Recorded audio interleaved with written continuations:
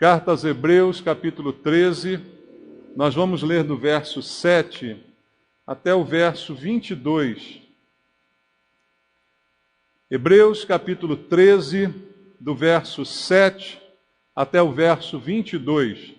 A palavra de Deus diz: Lembrai-vos dos vossos guias, os quais vos pregaram a palavra de Deus, e considerando atentamente o fim da sua vida, imitai a fé que tiveram. Jesus Cristo ontem e hoje é o mesmo e o será para sempre. Não vos deixeis envolver por doutrinas várias e estranhas, porquanto o que vale é estar o coração confirmado com graça e não com alimentos, pois nunca tiveram proveitos os que com isto se preocuparam.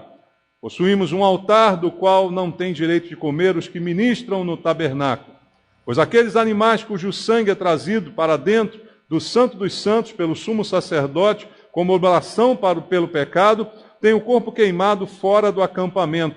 Por isso, foi que também Jesus, para santificar o povo pelo seu próprio sangue, sofreu fora da porta. Saiamos, pois, a ele, fora do arraial, levando o seu vitupério. Na verdade, não temos aqui cidade permanente, mas buscamos a que há de vir. Por meio de Jesus, pois, ofereçamos a Deus sempre sacrifício de louvor, que é fruto de lábios que confessam o seu nome. Não negligencieis igualmente a prática do bem e a mútua cooperação, pois com tais sacrifícios Deus se compraz.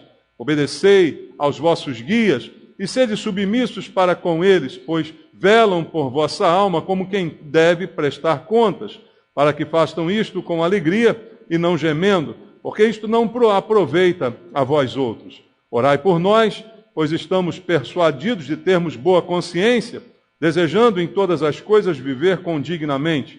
Rogo-vos com muito empenho que assim façais, a fim de que eu vos seja restituído mais depressa. Ora, o Deus da paz, que tornou a trazer dentre os mortos a Jesus, nosso Senhor, o grande pastor das ovelhas, pelo sangue da eterna aliança, vos aperfeiçoe em todo o bem, para cumprirdes a sua vontade, operando em vós o que é agradável diante dele, por Jesus Cristo, a quem seja a glória para todo sempre. Amém. Rogo-vos ainda, irmãos, que suporteis a presente palavra de exortação, tanto mais quanto vos escrevi resumidamente. Amém. Pai, muito obrigado pela tua palavra e pela orientação que podemos receber dela. Ela é a lâmpada para os nossos pés, a luz para o nosso caminho. Ela nos mostra a direção, ela não nos deixa andar em trevas, ela conserta a nossa vida, ela liberta. Esse é o poder da tua palavra. Mas esse poder só é eficaz quando nós nos tornamos não apenas ouvintes, mas praticantes daquilo que vamos ouvir na tua palavra. E é isso que queremos te pedir essa noite, que o Espírito Santo fale ao nosso coração, nos convencendo da verdade, para que gere em nós a obediência à tua palavra que é requerida. Te peço, ó Deus, que o Senhor fale conosco, usa a minha vida por graça e misericórdia, me dá unção do teu Espírito, para que eu possa ministrar com poder, e nesse poder a palavra quebre toda e qualquer barreira e chegue aos nossos corações, cumprindo o teu querer e o teu propósito. É o que eu te peço em nome de Jesus. Amém. Amados, nós estamos diante de um texto na carta aos Hebreus. Já foi dito aqui em outras mensagens que Hebreus é uma carta do Novo Testamento dirigida aos judeus que se converteram a Cristo, por isso aos Hebreus. Também já foi dito aqui que é uma carta em que não se há uma certeza sobre a sua autoria, quem foi o instrumento de Deus usado para escrever esta carta. Muita gente afirma que foi o apóstolo Paulo, alguns chegam a dizer que teria sido Apolo ou qualquer outro. Mas o que é importante, independente do instrumento usado, quem escreveu foi Deus. Foi o Senhor que ministrou. Todas as palavras que temos na Bíblia foram inspiradas por Deus. E ela mesma diz que toda a Escritura é útil para o ensino. Inspirada pelo Senhor, ela vai chegar aos nossos corações e cumprir a vontade de Deus ao transformar a nossa vida. Então, estamos diante de um texto que nos tem algumas missões e algumas alguns princípios muito importantes. Eu creio que nós, que aqui estamos, temos a Cristo como Senhor e Salvador. O autor de Hebreus estava escrevendo a cristãos, judeus que tinham reconhecido em Cristo o senhorio e o Messias. E é a cristãos que ele está escrevendo também esta carta. E se hoje nós estamos em Cristo, é porque nós o conhecemos, nós cremos na sua mensagem, nós o recebemos como Senhor, nos rendemos àquilo que ele disse, o consideramos por verdade e nos submetemos a ele. Mas esse foi o início da história de todos nós. Esse é o primeiro passo, é o passo da conversão. É o passo que a Bíblia diz, o Espírito Santo convence você do pecado, da justiça e do juízo. Ele ministra ao seu coração e faz com que você reconheça a Cristo como a solução para o seu maior problema, que é o pecado. E então você se rende a Jesus, se submete a Ele e é perdoado dos seus pecados. E então você passa a se chamar cristão. Mas como disse aqui, esse é o primeiro passo. É o início da nossa história. Mas a gente tem que entender que esse encontro, que foi muito importante, que foi o dia da nossa salvação, não se resume a isto, tudo aquilo que Deus quer fazer na nossa vida. Já disse aqui várias vezes que se fosse apenas isto, era melhor morrer no dia da conversão. Porque você conheceu a verdade, está salvo, foi perdoado, pode morrer já. Concorda comigo? Quem quer ser o primeiro? Não, ninguém quer. Não é? Mas a gente pensando, raciocinando, estamos prontos para morrer, ou não? Se você é perdoado, o seu maior problema é o pecado, você está pronto. Mas Deus permitiu que você permanecesse vivo. Então, porque ainda há outras coisas que Deus quer fazer na nossa vida. Ainda há outros propósitos de Deus sobre nós que vai além de nos salvar, que é o principal, claro. Mas ainda continuamos nesse mundo para sermos instrumentos de Deus. E para que isso aconteça, a gente tem que aprender com Deus. E a Bíblia está cheia de história de gente que recebeu Jesus, que o reconheceu como Senhor, como Salvador. Mas em todas essas histórias, Cristo, esse conhecimento foi apenas o início. Depois elas tiveram uma vida com Cristo e foram se aperfeiçoando dia a dia. O próprio apóstolo Paulo teve um encontro maravilhoso com Jesus, ficou cego, inclusive, naquele dia, enxergou os seus pecados, né? Parece contraditório, mas ele precisou ficar cego fisicamente para enxergar espiritualmente quem ele era e o que fazia de errado. E depois desse encontro, teve uma vida de crescimento na presença do Senhor. Então, isso é algo comum que nós temos que entender para a nossa vida também.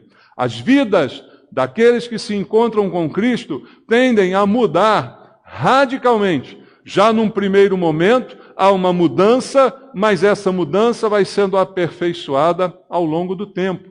É aquilo que nós chamamos de santificação, a nossa separação gradativa para irmos vivendo de acordo com a vontade de Deus e não mais de acordo com as nossas vontades, com os nossos desejos e com os nossos pensamentos. Então, a Bíblia se refere a essa vida depois que encontramos com Cristo como uma vida de mudança, de aperfeiçoamento, de transformação, que é o que precisa acontecer na vida de todos nós. Então, como a nossa história não para no dia que nós encontramos com Jesus, a partir desse dia nós precisamos começar uma vida de obediência, uma vida de santificação, uma vida de mudança dos nossos pensamentos, das nossas manias, de tudo aquilo que a gente carregou ao longo do tempo antes de conhecer Cristo e de ser perdoado pelos seus pecados. Então, começa agora uma vida de obediência. Antes, a Bíblia diz, éramos filhos da desobediência,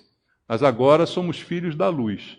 Então veja como a Bíblia se refere a essa mudança que é radical, sair das trevas para a verdadeira luz. Então sair das trevas, que é a ausência total de luz, para agora viver na luz como filho da luz. Então, é isso que a Bíblia está nos dizendo. E o autor de Hebreus, aqui, depois de mostrar nos capítulos anteriores, né, se você lê a carta de Hebreus, é uma carta muito rica, Ele fala aqui nos capítulos anteriores das maravilhas do encontro com Cristo. Ele enfatiza, principalmente ao povo judeu, que vivia debaixo de lei, que muitas vezes cumpria mandamentos, mas sem entender o porquê. Então ele vai enfatizar ao longo do livro como é uma bênção esse encontro com Cristo, como é libertador, não é? Como é aliviador, como o próprio Senhor prometeu: vinde a mim, quem está cansado, sobrecarregado, eu vou aliviar. E os judeus foram os maiores beneficiados desse alívio, né? Porque Jesus propôs uma vida completamente diferente. Então,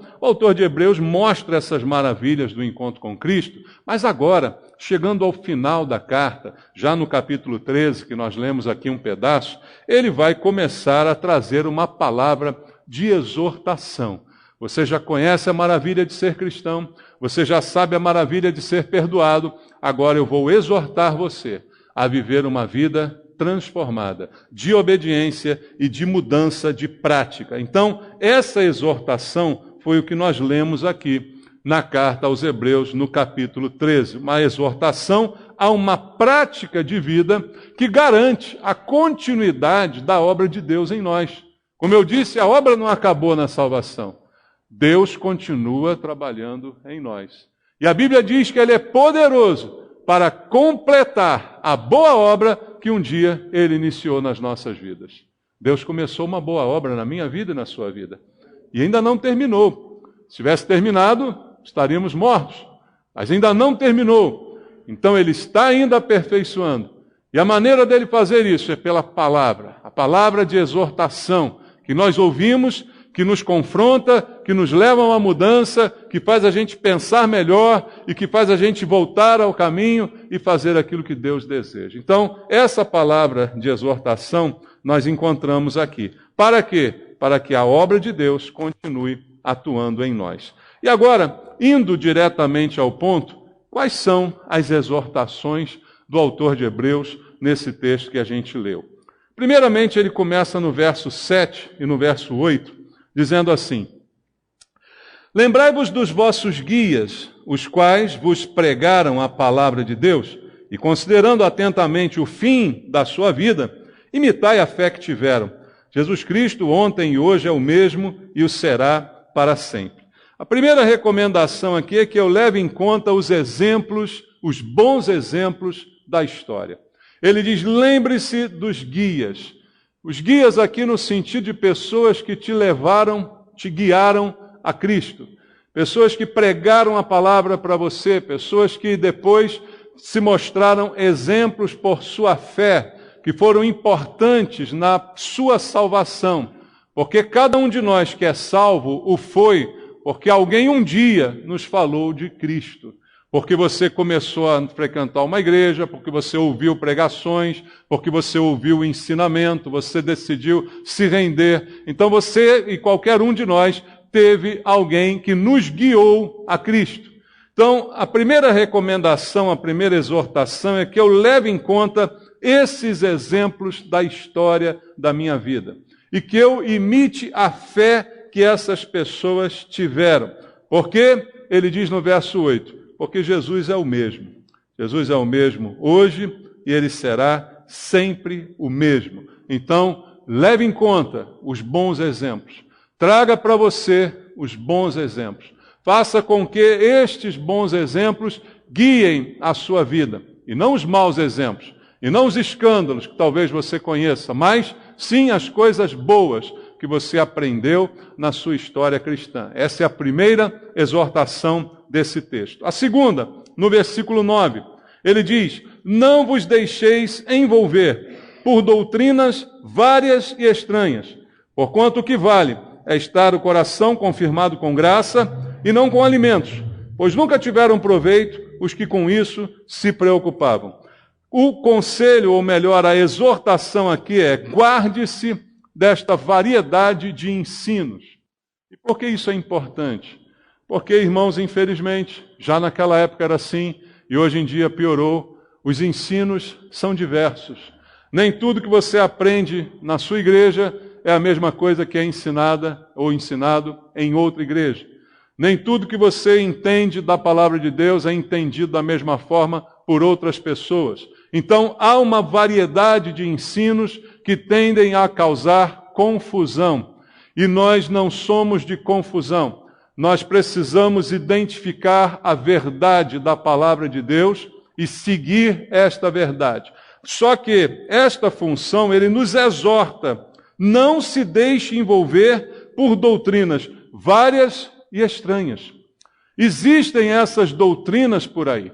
E hoje ainda é mais fácil do que naquela época. Naquela época alguém tinha que chegar na comunidade e começar a falar alguma coisa no meio do povo. Agora não. Você não precisa nem sair de casa para ouvir uma doutrina vária e estranha. É só ligar a internet, é só ouvir uma pregação no YouTube, não é? É só ver um programa de televisão. Você pode se deparar com doutrinas várias e estranhas. E o que ele exorta a gente a fazer? Que a gente não se deixe envolver por essas coisas. Porque essas coisas muitas vezes têm uma aparente lógica, mas se afastam completamente dos princípios da palavra de Deus. E é interessante observar que ele está falando aos judeus, e os judeus tinham diversas regras de abstenção de alimentos. Você conhece as regras? Estão no Antigo Testamento. O judeu não podia comer camarão, não podia comer porco, não podia comer uma série de alimentos.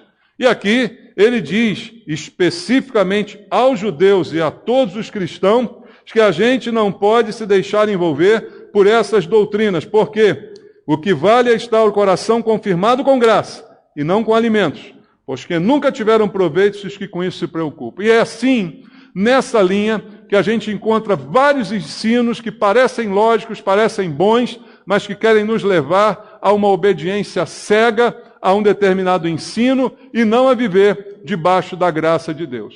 Aqui ele fala especificamente da abstenção de alimentos. E hoje, quantos cristãos estão por aí se abstendo de determinados alimentos, achando que com isso estão obedecendo a Deus?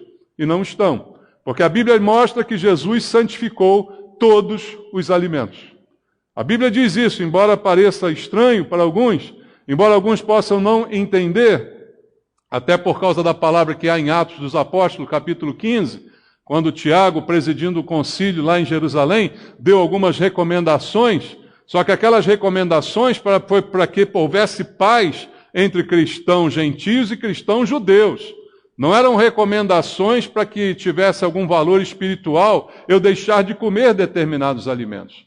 Todos os alimentos são santificados, ainda mais quando eu oro por eles, agradecendo a Deus por aquilo que chegou às nossas mãos. Então, essa doutrina estranha, o alimento é apenas um exemplo, mas há tantas outras que entram na igreja, que você não pode fazer isso, você não pode fazer aquilo, você não pode ir em determinado lugar, você não pode ver determinada coisa. A Bíblia não diz isso, a Bíblia diz que todas as coisas me são lícitas, mas nem todas me convêm, e eu não me deixo dominar por nenhuma delas. E quem precisa exercer isso sou eu mesmo.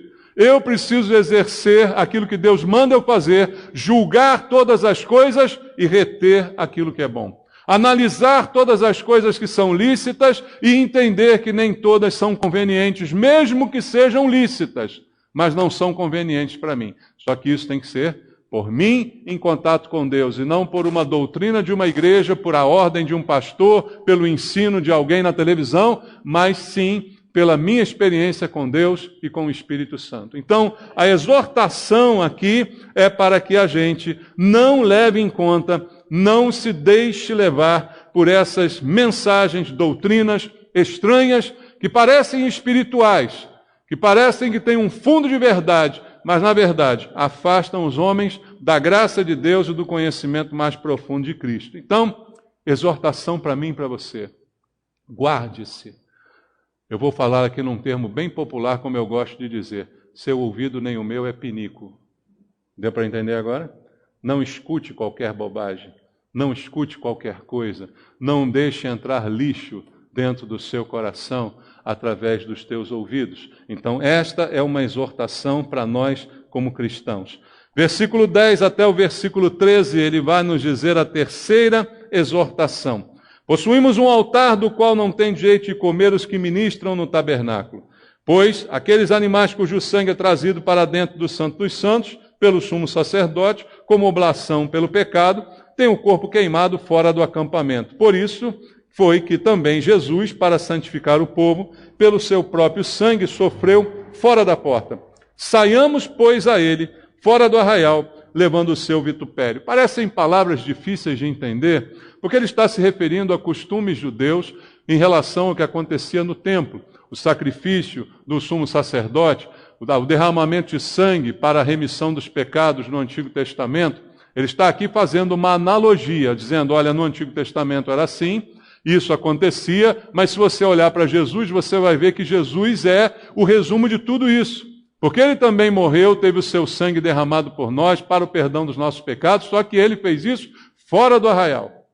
Jesus sofreu à vista pública de todas as pessoas. Então ele se utiliza disso para trazer uma exortação para nós no versículo final aqui do texto, versículo 13. Saiamos, pois, a ele fora do arraial, levando o seu vitupério. Vitupério significa vergonha, né? Vexame. Então ele diz, olha, saia a Jesus, fora do arraial, e leve o seu vitupério, leve a vergonha da cruz com você.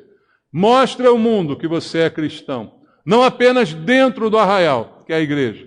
Dentro das quatro paredes do arraial, nós todos somos cristãos maravilhosos. Mas ele disse, saia a ele, lá fora, para que você leve lá fora a marca de Cristo, a vergonha da cruz. Então a exortação do autor de Hebreus é que a gente não seja cristão somente dentro da igreja, somente dentro do arraial, mas que a gente o seja fora desta igreja e com este incentivo, saia a ele, leve a mensagem do evangelho para fora, leve essa mensagem de Cristo a todos os lugares aonde você esteja, rompa com as tradições do seu passado. Ele usa essas tradições importantes para os judeus para dizer, olha, Jesus, ele substituiu tudo isso. E agora você tem que levar isso tudo lá para fora. É nossa função anunciar a Cristo e anunciar a verdade da maneira como ela é. Então a exortação é, leve a Cristo, leve a mensagem de Cristo, seja crente fora da igreja também e rompa com tradições do seu passado. Aprenda que em Cristo tudo se fez novo. As coisas velhas já passaram, diz a Bíblia.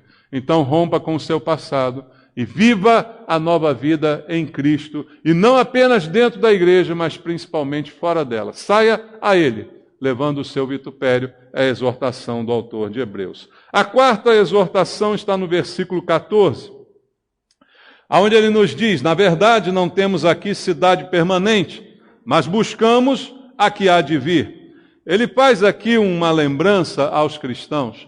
Nós não temos aqui uma cidade permanente. Em outras palavras, ele está dizendo, o nosso propósito na vida não é construir um castelo aqui. Nosso propósito na vida não é achar que a gente vai viver a vida toda aqui e que a gente vai ter sempre tudo do bom e do melhor aqui. Ele diz, nós precisamos ser lembrados que nossa vida aqui não é permanente, que nós estamos de passagem nessa vida.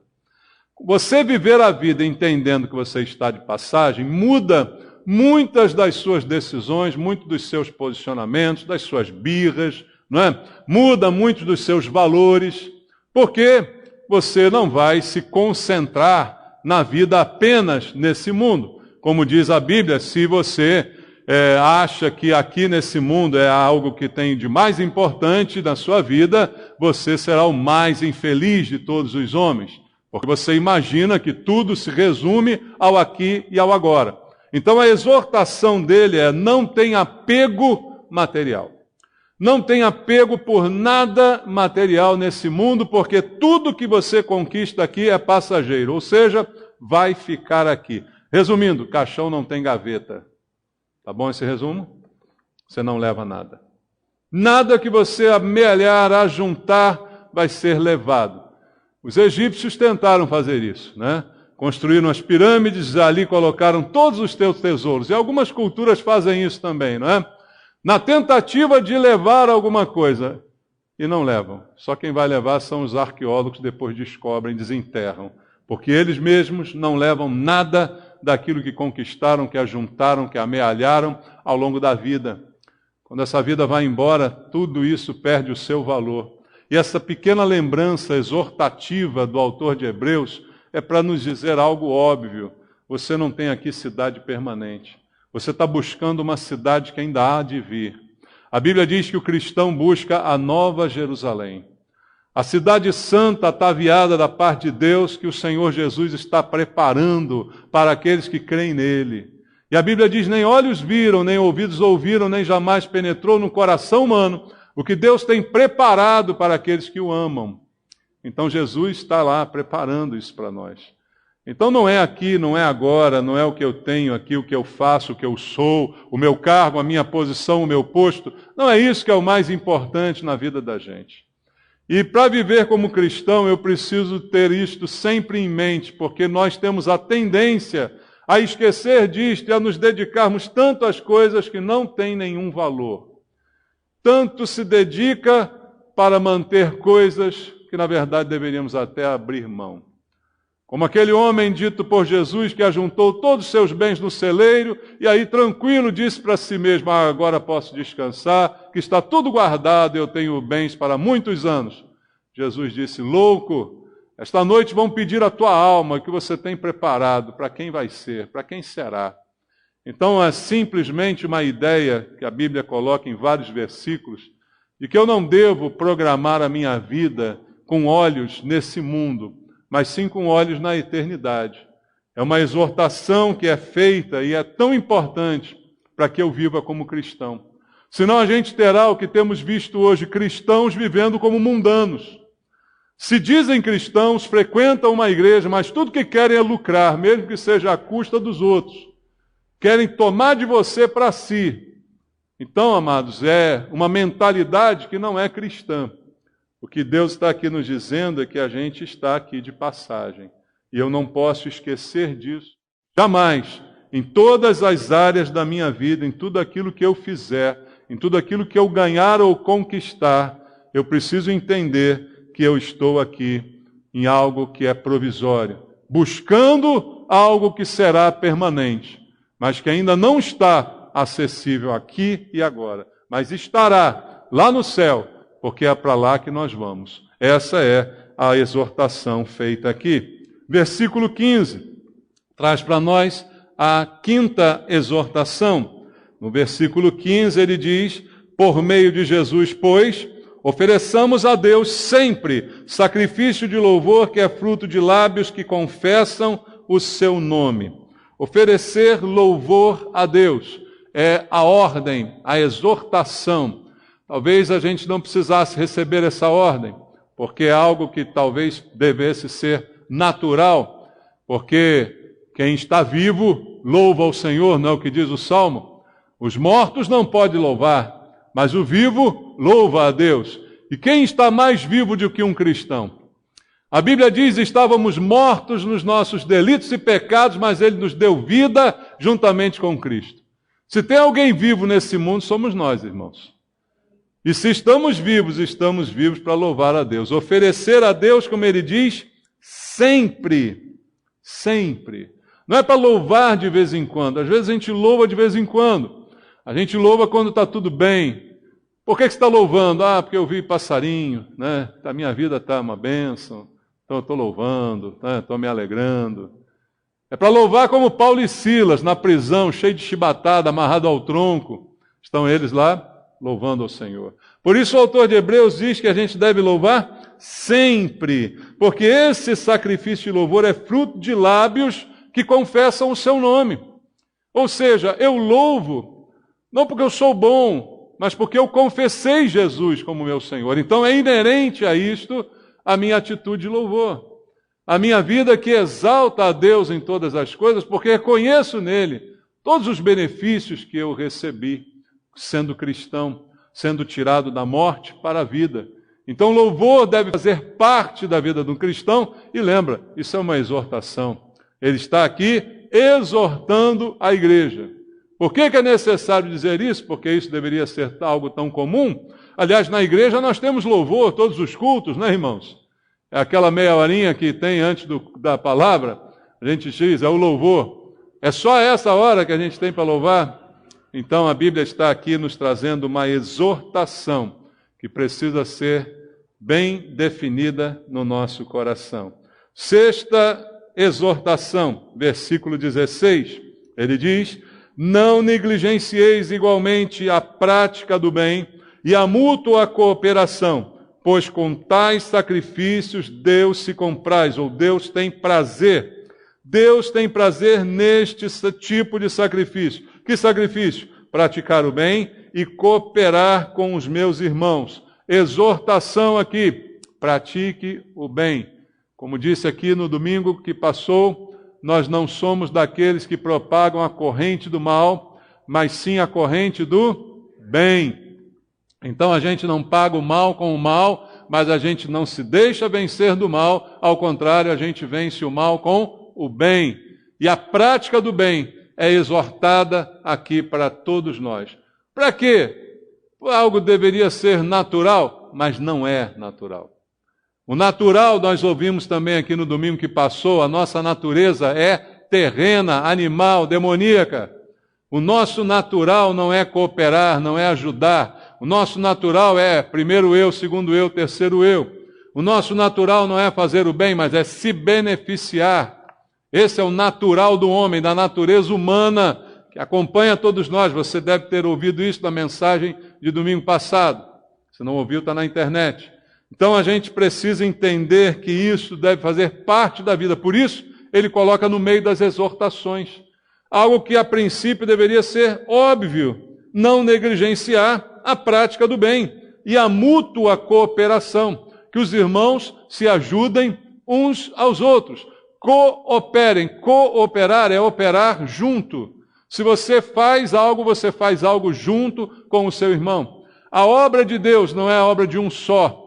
Nós temos que fazer juntos. Jesus, quando mandou seus discípulos fazerem algum trabalho, ele os mandou pelo menos 2 a 2, para que ninguém pense que resolve tudo sozinho. Cooperar. Às vezes a pessoa é uma bênção, mas ela não sabe trabalhar junto, não sabe cooperar.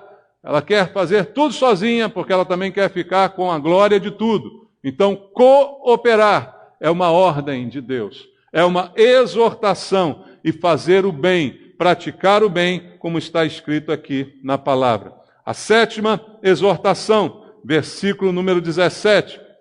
Obedecei aos vossos guias e sede submissos para com eles, pois velam por vossa alma como quem deve prestar contas, para que façam isto com alegria e não gemendo, porque isto não aproveita a vós outros. Você não vai aproveitar nada se você não fizer isso. Então, a exortação aqui é obediência e submissão à liderança, aos vossos guias. Falamos disso aqui também no domingo que passou pela manhã. Então, esta obediência, esta submissão faz parte da vida cristã, porque há um ordenamento no plano de Deus. Deus é ordeiro, Deus coloca ordem nas coisas. E sempre que Deus levantou uma liderança, essa liderança precisa ser respeitada. Se não o for, consequências virão. Você encontra isso na Bíblia Sagrada, em tantos exemplos que nós podemos ver ao longo dos anos.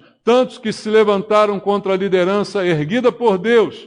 O que houve com eles? Fracasso, derrota, doença, tantos problemas, como a Bíblia narra em diversos momentos. Então, a exortação aqui é: obedeça, seja submisso, porque velam pela vossa alma como quem deve prestar conta, e precisam fazer isso com alegria e não com dores e não com gemidos, porque se eles gemem, isso não tira nenhuma vantagem para vocês, pelo contrário, prejuízo. Se o líder está sobrecarregado, é você que vai receber o prejuízo desse problema. Então, ele nos ordena, nos admoesta a fazermos assim, viver em obediência e em submissão. E no verso número 18, a oitava admoestação, ele diz: orai por nós, pois estamos persuadidos de termos boa consciência, desejando em todas as coisas viver condignamente.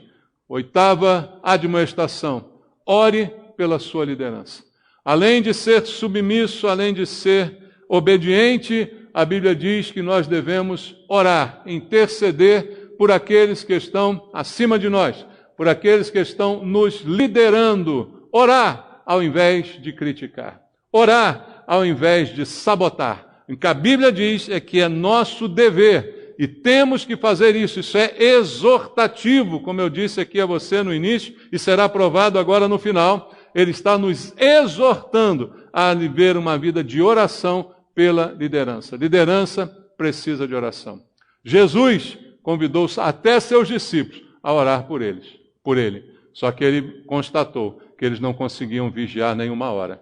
Começavam a orar e pegavam no sono. Você lembra disso? Mas Jesus quis a oração dos seus discípulos. Então, orar pela liderança é um dever de todos nós e a Bíblia nos exorta a fazer isso. Então, essa é a conclusão dessas 8 admoestações do autor de Hebreus para a igreja, que já teve um encontro com Cristo, mas que agora precisa viver como se esse encontro fosse eficaz. Então, que o Senhor nos aperfeiçoe para que a gente obedeça cada uma dessas exortações. No verso 20 e no verso 21, ele diz, ora, o Deus da paz, que tornou a trazer dentre os mortos a Jesus nosso Senhor, o grande pastor das ovelhas, pelo sangue da eterna aliança, vos aperfeiçoe em todo o bem. A oração dele agora pela igreja é que o Deus da paz, o Senhor que te salvou, te aperfeiçoe, porque nenhum de nós está pronto. Por isso precisamos ser exortados, por isso precisamos que alguém chame nossa atenção, e por isso precisamos de aperfeiçoamento, porque ninguém aqui atingiu a tão sonhada perfeição. E ele então vai dizer, olha, que haja esse aperfeiçoamento, que ele vos aperfeiçoe em tudo, para quê? Para cumprirdes a sua vontade. Por que que ele está orando para que nós venhamos a nos aperfeiçoar? Para a gente então começar a obedecer melhor a Deus. Para a gente cumprir a vontade de Deus. Operando em vós o que é agradável diante dele, por Jesus Cristo, a quem seja a glória para todos sempre. Amém. E como eu disse, ele termina agora no verso 22, deixando claro para todo mundo que isto tudo que foi dito aqui é uma exortação. Versículo 22, rogo-vos ainda, irmãos, que suporteis a presente palavra de exortação. Olha só, tanto mais quanto vos escrevi, resumidamente. Ele diz assim, olha, tudo que foi dito aqui é um pequeno resumo do que vocês devem fazer. Mas eu oro que vocês suportem essa admoestação, porque parece que isso já é antigo. Há pessoas que não suportam a admoestação.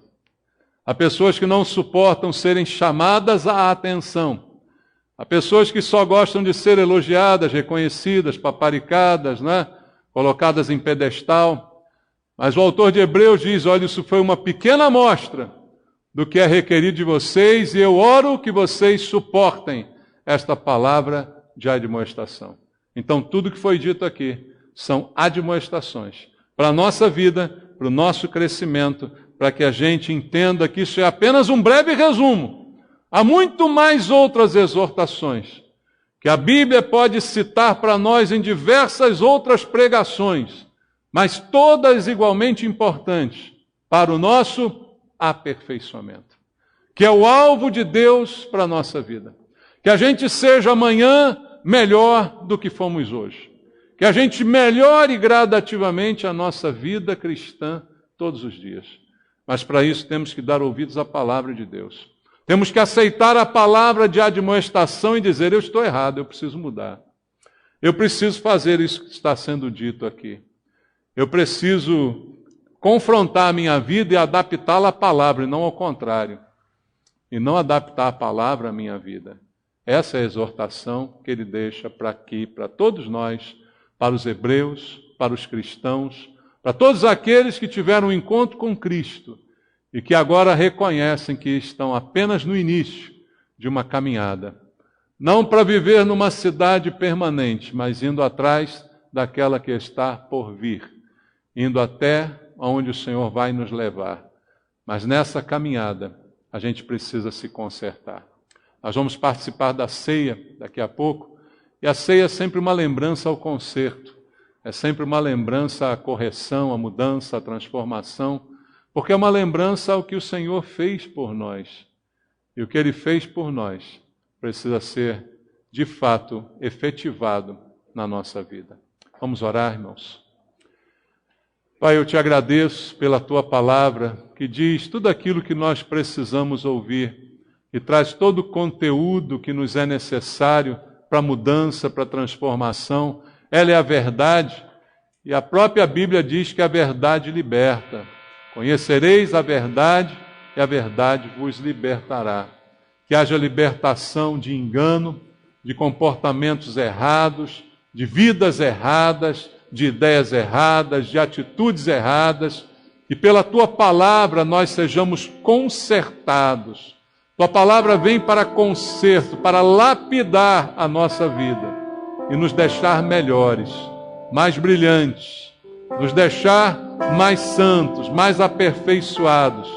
Fala conosco, Pai, pela Tua palavra, e que ela nos incomode a uma mudança em tudo aquilo que ouvimos aqui e a tudo aquilo que o Espírito Santo ainda vai falar, porque como foi dito aqui pelo autor de Hebreus, tudo isso foi dito resumidamente, mas ainda há muitas outras exortações, às quais nós precisamos nos submeter para mudar a nossa vida e para que ela seja uma vida que vale a pena ser vivida.